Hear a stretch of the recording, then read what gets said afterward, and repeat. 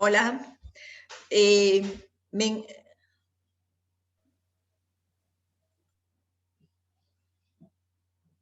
Estamos llegando todos y todas.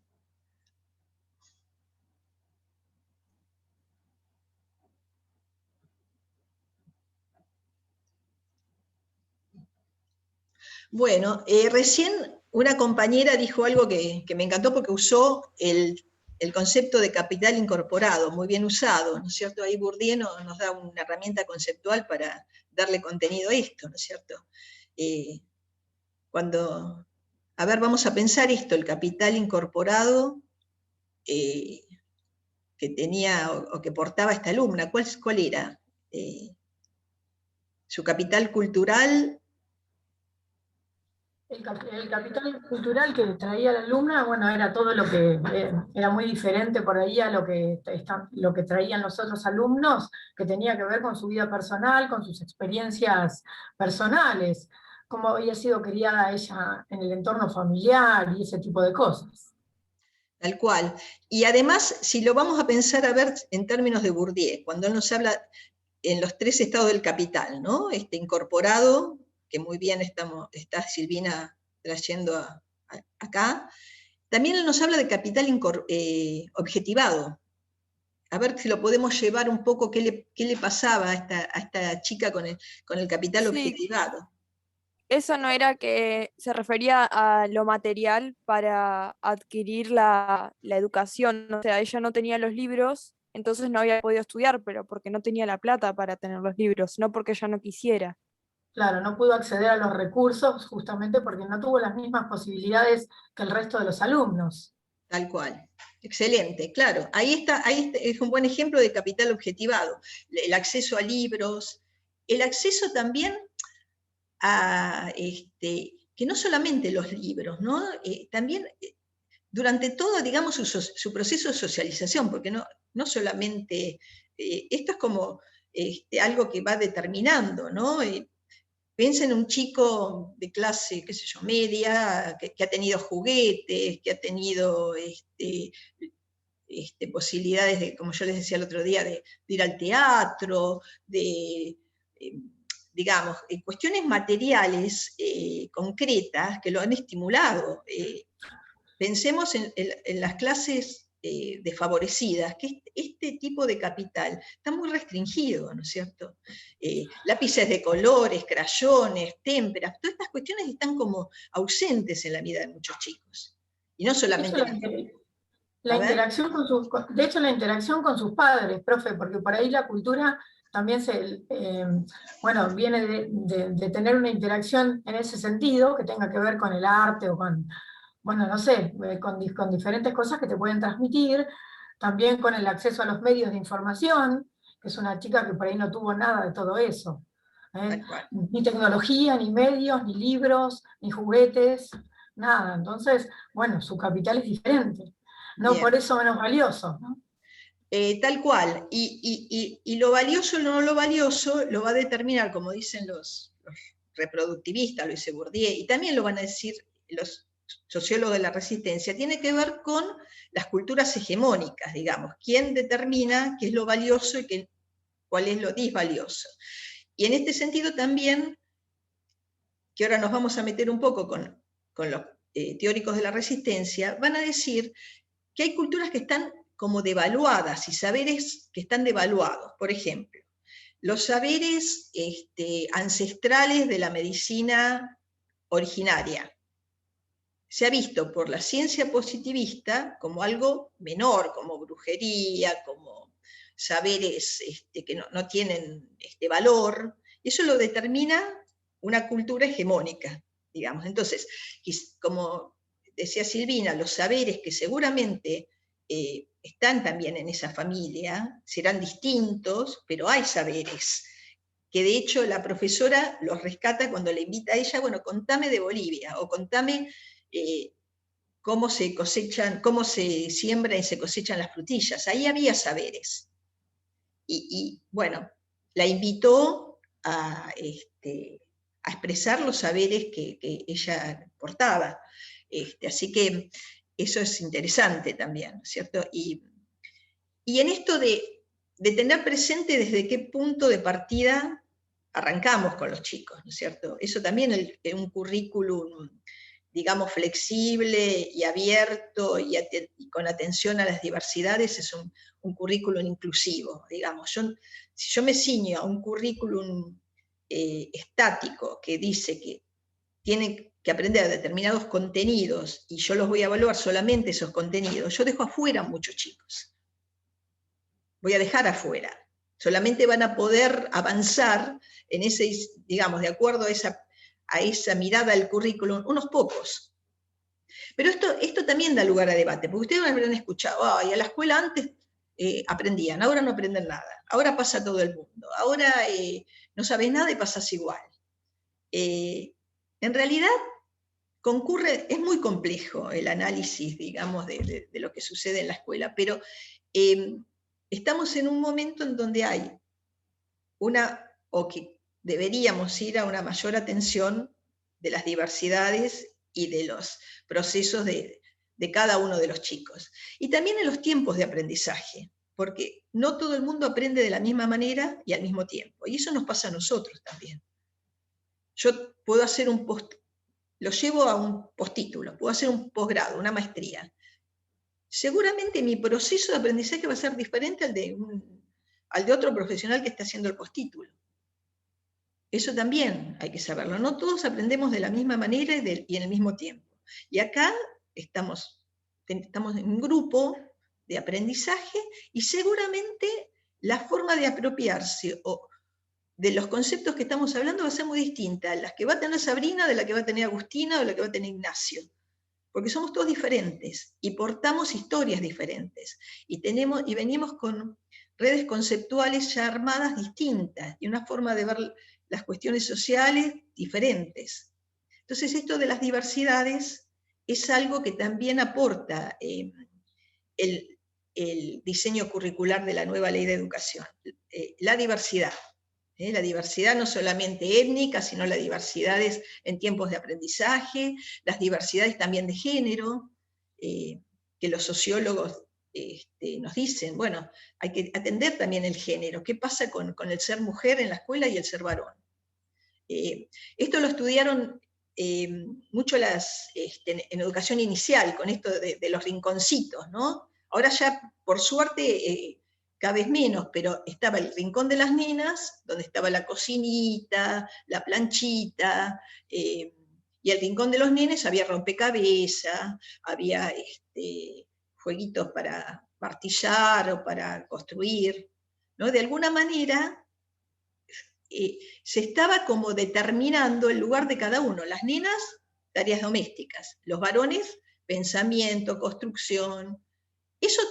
Y ahí también hay un currículum oculto, no estaba escrito en ningún diseño curricular, las nenas tienen que aprender a cocinar, y los nenes, los varones tienen que aprender a pensar y a construir. No, pero en la vida de las aulas, eso ya se estaba jugando, y se incorporaba inconscientemente. O el rincón de las nenas, estaba el tutú, para disfrazarse de bailarina o ponerse un sombrero en la cabeza, y en el de los varones eso no estaba.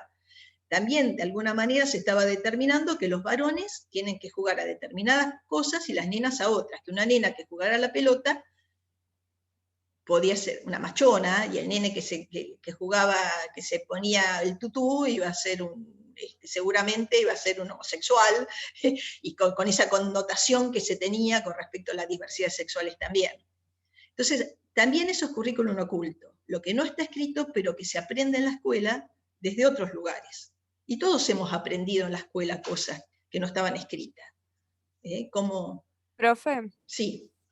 me hiciste acordar cuando se implementó, no sé si fue una ley o no me acuerdo, me podés corregir si me equivoco, pero separaron en educación física las mujeres de los hombres en un momento, porque decían como que los hombres jugaban a ciertas cosas y eran más brutos que las mujeres, y las mujeres no podían jugar ni al fútbol, ni con los varones y todo eso.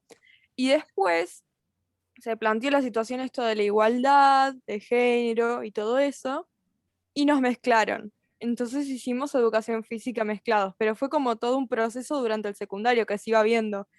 Bueno, primero vamos a hacer esto porque la sociedad lo dice y es de esta manera, y después ver cómo fue evolucionando y decir, bueno, podemos implementar la igualdad, podemos mezclarlos para jugar, porque es un deporte, lo puede hacer cualquiera. Claro. Entonces, nada, fue como una evolución. Y lo mismo en el jardín de infantes, eso de la cocinita, el tutú y todo eso. No sé ahora porque hace mucho tiempo no pienso en un jardín de infantes, pero espero y creo que ya se evolucionó y que ahora se mezclan estas situaciones y se genera una igualdad, aunque cueste.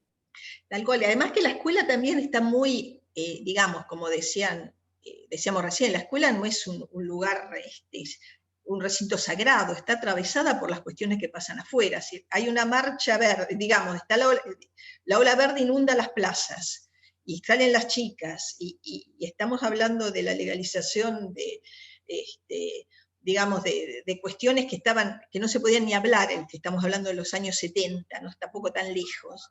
Eso hay un empuje, porque la escuela también está habitada, digamos, por chicas que van a las marchas, también está habitada por docentes que también van cambiando sus cabezas, y como también está habitada por docentes conservadores o por familias que se resisten a la educación sexual integral.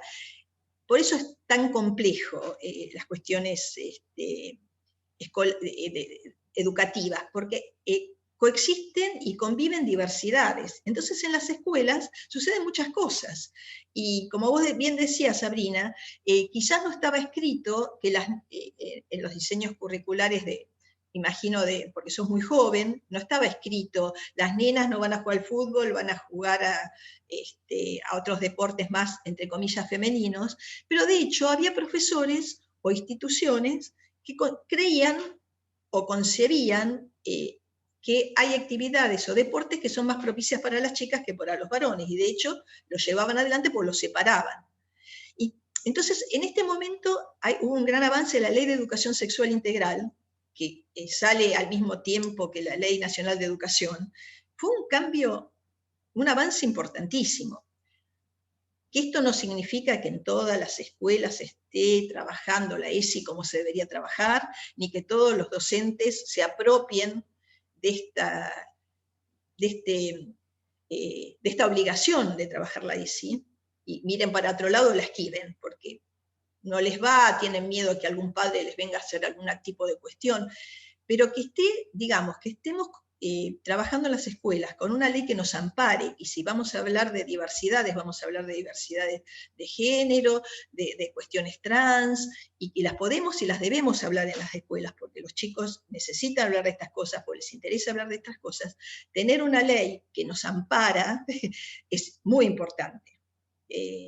Así que bueno, hay un avance, la sociedad empuja que hay cuestiones que hay que revisarlas y hay que llevarlas al aula, llevarlas a las escuelas, y va a haber diversidad de escuelas donde la ESI se implemente de distinta manera. Y va a depender también del posicionamiento ideológico de cada docente, también mucho del posicionamiento ideológico de los equipos directivos, porque ahí también se juega el poder. Vieron que los sociólogos hablan del poder como circula, ¿no? No solamente circula lo que me va a decir la inspectora, sino circula también qué me pasa a mí en relación a lo que dicen los padres. También hay poder ahí, la mirada de los padres. Hay poder en la mirada del directivo. Todo esto va circulando, el tema del poder en la escuela. Y pensemos que los sociólogos nos dicen que el poder no es una cuestión que va de arriba hacia abajo, sino que circula. Y en este momento, por ejemplo, en este grupo de aprendizaje también de alguna manera circula el poder. Porque el lugar del docente, más allá que se ejerza el poder democrático o se intenta, hay una cuestión de poder. Y el poder también se refleja en otros instrumentos, ¿no? Porque por ahí también cuando hablamos del aparato ideológico de la escuela, los autores dicen, bueno, el poder también se va a reflejar en el examen. El examen de alguna manera es un elemento de poder. ¿Quién va a aprobar? ¿Quién no va a aprobar? ¿Qué criterio voy a tener para ver quién aprueba, quién no aprueba, quién va a quedar, quién no va a quedar? si yo facilito posibilidades para que todos puedan quedar incluidos, o no, bueno, el examen, ellos dicen, es un instrumento de poder también, ¿no? Que eso no quiere decir que digamos que vamos contra los exámenes, sino cómo vamos a instrumentar esa evaluación.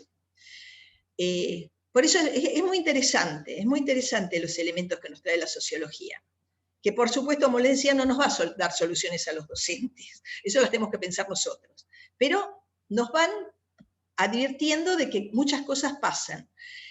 Bueno, voy a ir al Power que preparé sobre la resistencia, bueno, que de alguna manera estamos metiéndonos en esto, con lo que vamos hablando. Estas teorías de la resistencia van a surgir en 1980, alrededor de esos años. ¿Y qué van a decir? Van a hacer una crítica a los planteos de los reproductivismos sociales y culturales, sin dejar de admitir que están. Ellos no dicen, los teóricos de la resistencia, de que no hay reproductivismo en la escuela, pero se alejan de esta cosa pesimista. Entonces esto no tiene salida. Entonces, ¿qué sentido tiene la escuela? ¿Vamos a ser todos los que estamos dentro de una escuela o de un sistema educativo unos meros reproductivistas? Realmente es muy triste, es terrible, si uno, digamos, se queda en esa mirada. Entonces lo que van a decir los teóricos de la resistencia es que hay otras posibilidades. Se van a correr de esta mirada pesimista de la escuela, como que nada va a cambiar, todo va a seguir igual. Y vamos a ser como engranajes de un sistema que va a reproducir injusticias. Entonces, ¿qué nos van a decir? Que las instituciones están habitadas por sujetos que también producen resistencias, que no siempre son reproductivistas. De alguna manera, lo que hablamos antes, Lucía Gorricho, de alguna manera, ejerce algún tipo de resistencia y le busca la vuelta para intentar correrse de un ejercicio de práctica escolar reproductivista, ¿no? Entonces dicen que siempre hay espacios de libertad por los que uno, o por los que los docentes, o por los que habitamos las escuelas, podemos, de alguna manera, superar el reproductivismo. Entonces, Profe, la docente tiende al constructivismo, ¿no es cierto? Más que al reproductivismo. Claro, con esta postura y esta manera de manejar la situación. Claro, el constructivismo es una teoría pedagógica y una teoría de aprendizaje que habla de que el aprendizaje se va construyendo, que es de alguna manera, digamos, se opone al conductismo como que estímulo-respuesta, ¿no?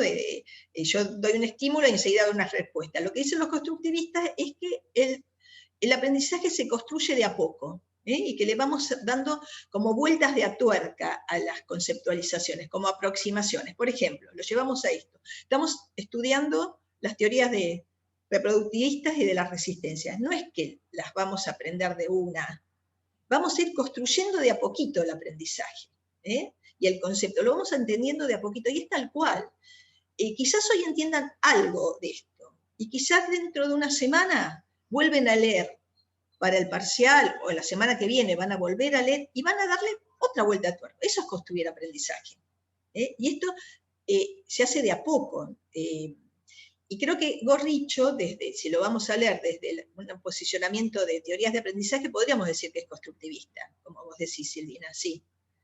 Ella, de alguna manera, creo que si vamos a llevarlo a las teorías de aprendizaje, yo diría que Lucía es constructivista, o se acerca a una mirada constructivista. Y ella va entendiendo que esa alumna, de a poco, desde su subjetividad, desde sus saberes previos, se va acercando de a poquito a el objetivo o el contenido pensado para geografía, ¿no? Está bien, no está dando lo esperado en cuanto a contenidos, pero de alguna manera ya la lleva a que ella piense sobre las diferencias geográficas y que cuente cómo es Bolivia. Bueno, la está llevando a un contenido que tiene que ver con lo territorial, con lo distinto. Bueno, después se verá si se puede ir trabajando otras cuestiones, pero parte desde lo que ella sabe, y algo muy importante de no desvalorizar lo que ella trae.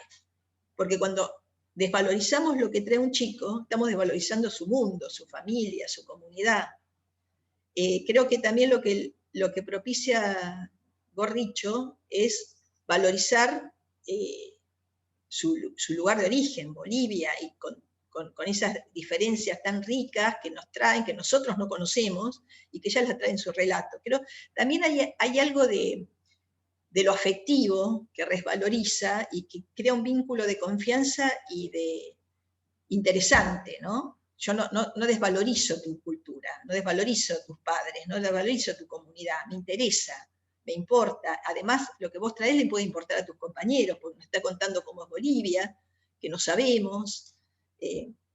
Entonces, esto también es currículum oculto, no está dicho, digamos, desde lo afectivo o desde lo vincular, lo importante que es esto, pero en esta escena pedagógica también se juega. Está valorizando la cultura de la chica, y eso trae confianza, y se va a animar ella a hablar, quizás, y a contar más cosas, porque hay algo también que pasa en las diferencias culturales. El pueblo boliviano es muy de silencio. Fíjense que si nos vamos a lo antropológico, son comunidades que han sido aplastadas por la colonización. Hay mandatos de silencio, tienen otros ritmos, otras formas en la comunicación. Eso no quiere decir que sean lentos, porque además hay como un prejuicio desde la clase media, y a veces muchos de los bolivianos son lentos. No, tienen otra forma de procesar la comunicación. No quiere decir que no hay pensamiento, hay otros ritmos, y eso también hay que entenderlo, porque realmente terminamos siendo muy ignorantes nosotros, los que nos arrogamos como las verdades de cómo hay que comunicarse, cómo hay que pensar, esta cosa atropellada, rápida, muy capitalista, rápido, ya. Bueno, no, hay que saber también esperar la respuesta, tener eso lo tiene que aprender también el docente cuando trabaja con comunidades diferentes en cuanto a lo cultural. También entender eso, saberlo. Así que bueno,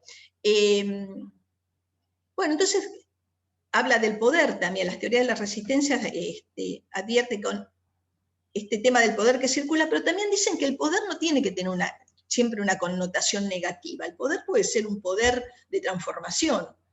Si yo utilizo el poder para transformar,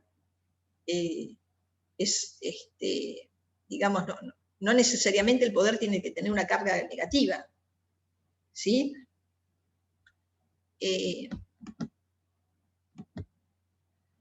Y bueno, ellos van estudiando lo que sucede en la escuela y van observando que hay resistencias, que no siempre se reproduce la ideología dominante, sino que hay resistencias, que hay, los chicos se rebelan, los chicos cuestionan, hay docentes que se corren del lugar hegemónico y van pensando otras cuestiones.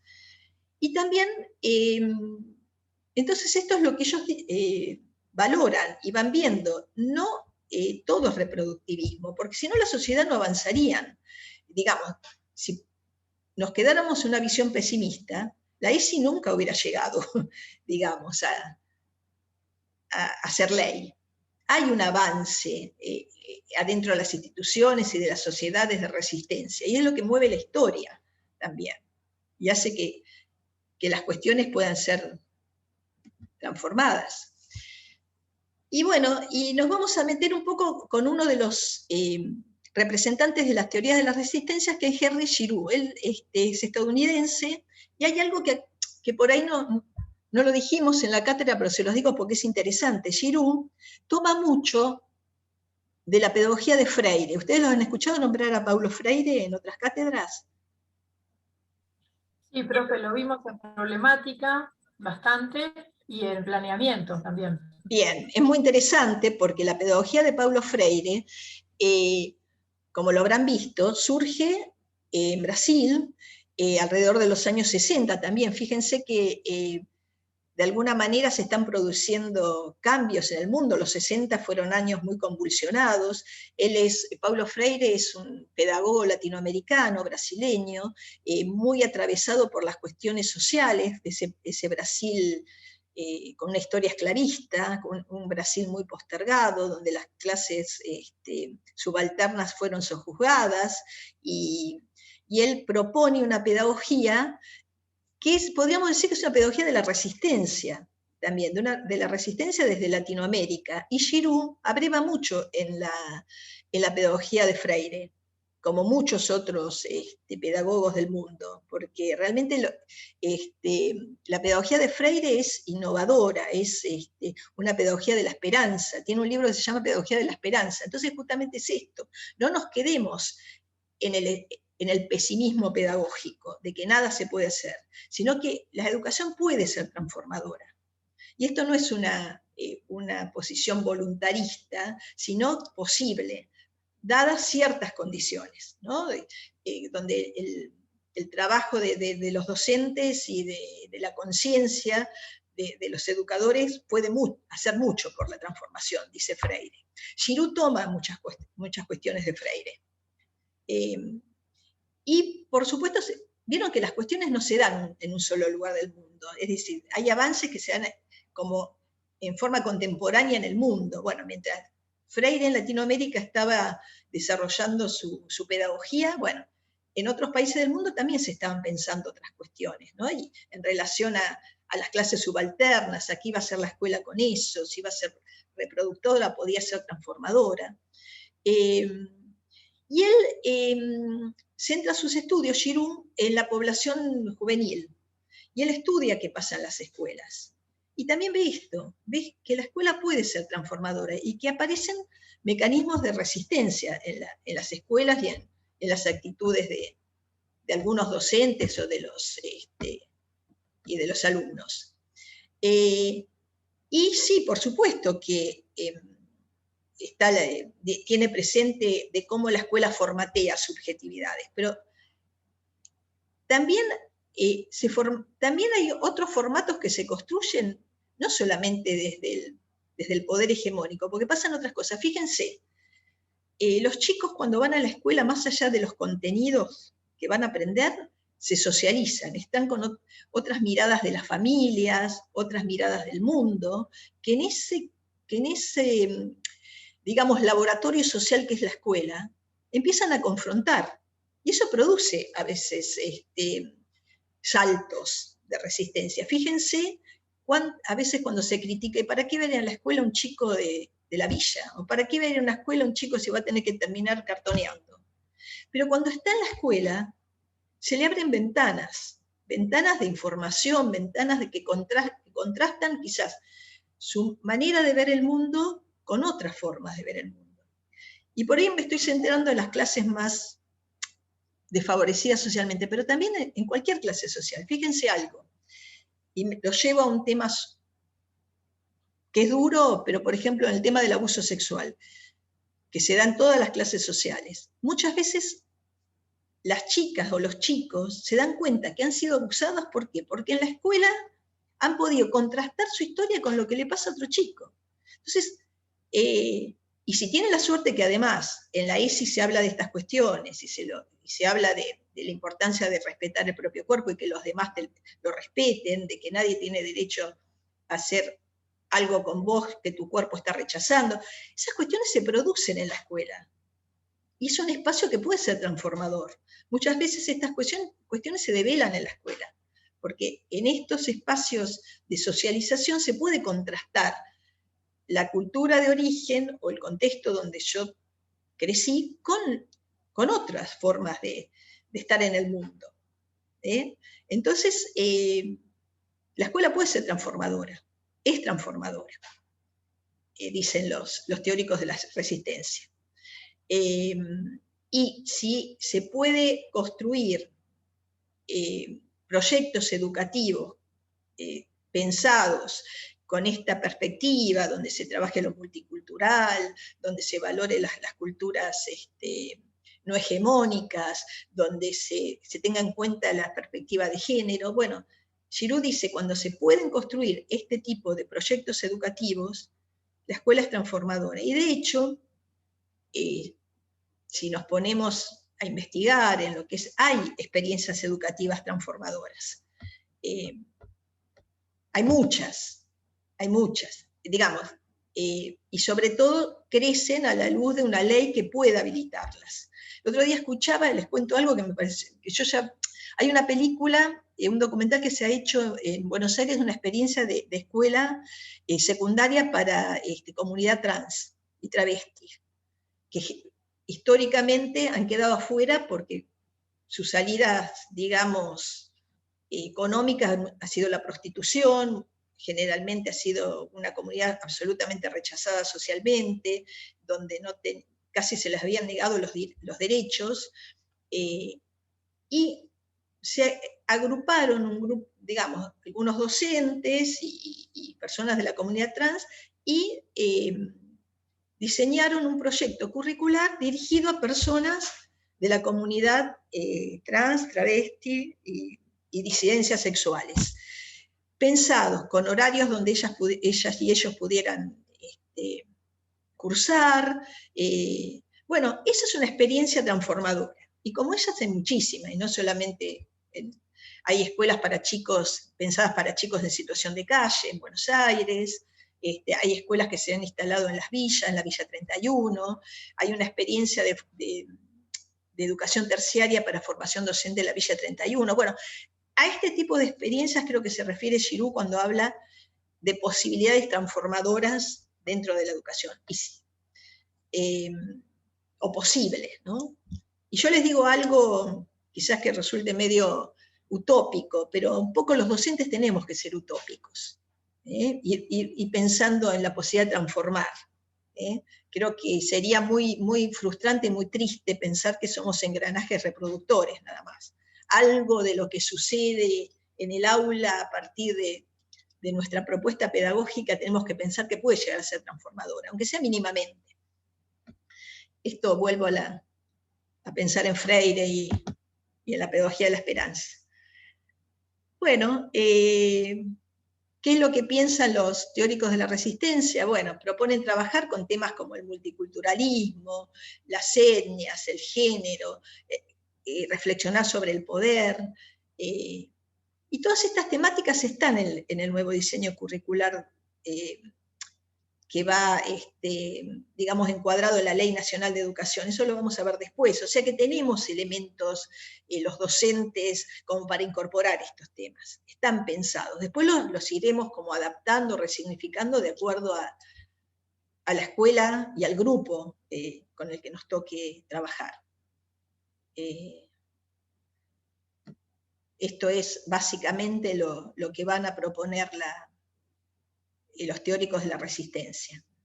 Y lo podemos pensar entonces en la escena educativa de la profesora y de esta alumna. A ver, quieren que lo sigamos pensando cómo incorpora estas dimensiones en esta escena, cómo están incorporadas.